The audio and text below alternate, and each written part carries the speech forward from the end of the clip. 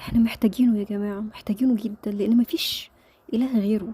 هو الواحد الاحد القادر اللي يقدر بعزته وقدرته انه يحقق اي حاجة مهما كانت منطقيا مستحيلة.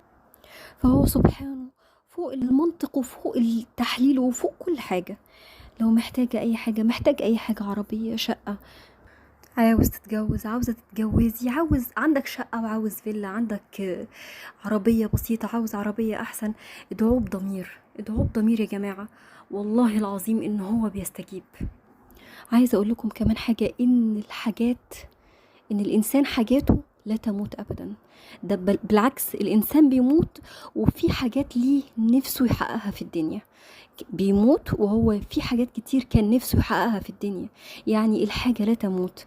وعلشان أسهلكم الموضوع أو أحببكم في إن أنتم تدعوا أكتر، ادخلوا في الصلاة وأنتم في حاجة لربنا، انتوا نفسكوا في حاجة تطلبوها منه، وده كمان بيساعدكم على الخشوع أكتر. يعني عشان تدخل بقلب خاشع وتطلب منه اللي انت عاوزه. مش عيب على فكرة، مش عيب اللي أنا بقوله، مش عيب، بالعكس.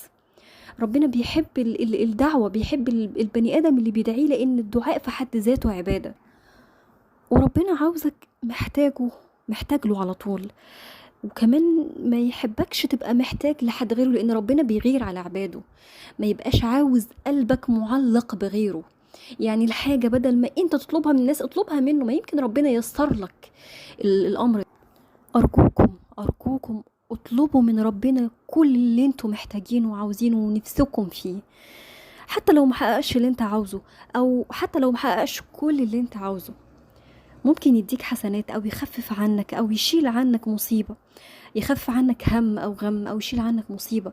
يعني في كلا الحالات انت فيها كسبان، انت الكسبان الوحيد. بس انت ادعي ادعي بضمير. خليكوا طماعين مع ربنا. ربنا كريم، اقسم بالله ربنا كريم.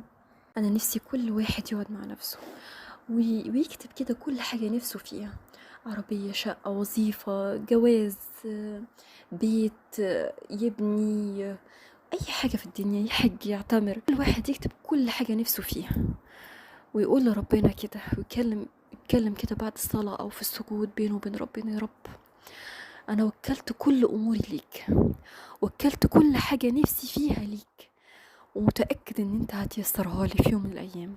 لو مش دلوقتي هيبقى بكرة، هيبقى بعد، بس انا متأكدة وطمعانة في كرمك، متأكدة يا رب، متأكد ان انت في يوم من الايام هتحقق لي رغبتي دي.